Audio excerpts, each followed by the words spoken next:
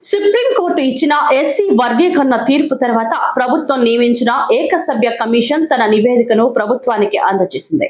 దీనిపై ఈ నెల 20న ఏపీ అసెంబ్లీలో కూటమి ప్రభుత్వం చర్చించి అనంతరం సీఎం చంద్రబాబు నాయుడు గారు ఈ చర్చకు సమాధానం ఇచ్చారు.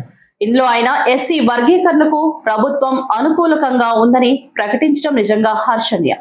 ఏపీ ప్రభుత్వ విప్ ఎమ్మెల్యే శ్రీమతి తంగిరాల సౌమ్య గారు నందిగామ పట్టణం కాకాని నగర్ నందు ఏపీ ప్రభుత్వ విప్ ఎమ్మెల్యే శ్రీమతి తంగిరాల సౌమ్య గారిని కూటమి ప్రభుత్వం ఎస్సీ వర్గీకరణ జరగడంపై ఎంఆర్పీఎస్ నేతలు శనివారం వారి కార్యాలయంలో సన్మానించడం జరిగింది.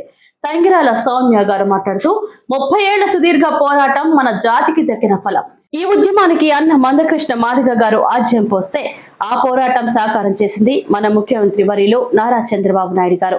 నియోజకవర్గంలో సూర్య చంద్రులు, దేవినేని వెంకటరమణ గారు, తంగిరాల ప్రభాకర్ రావు గారు వీరు ఒక బ్రాండ్. నాన్నగారు చేసిన ఎనలేని సేవలు మరువలేనివి. నాన్నగారు చేసిన దానిలో 1% పనిని నేను చేసుకున్న నా జన్మ సార్థకంగా భావిస్తాను. ఈ రోజు ఈ స్థానంలో నిలబడడానికి నా వెంటే ఉండి సహకరించిన ప్రతి ఒక్కరికి నా పాదాభివందనం. జగన్మోహన్ రెడ్డి హయాంలో ఎస్సీలకు సంబంధించిన అనేక పథకాలను నిర్వీర్యం చేశారని మండిపడ్డారు.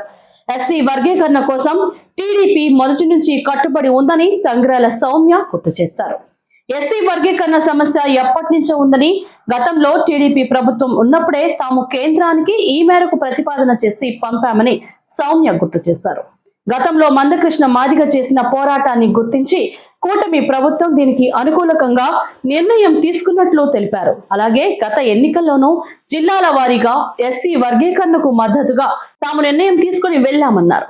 ముఖ్యమంత్రి చంద్రబాబు నాయుడు, ఉప ముఖ్యమంత్రి పవన్ కళ్యాణ్, మంత్రి నారా లోకేష్ గారు ఇప్పుడు ఆ మాట నిలబెట్టుకుంటున్నట్లు తంగిరాల సౌమ్య తెలిపారు.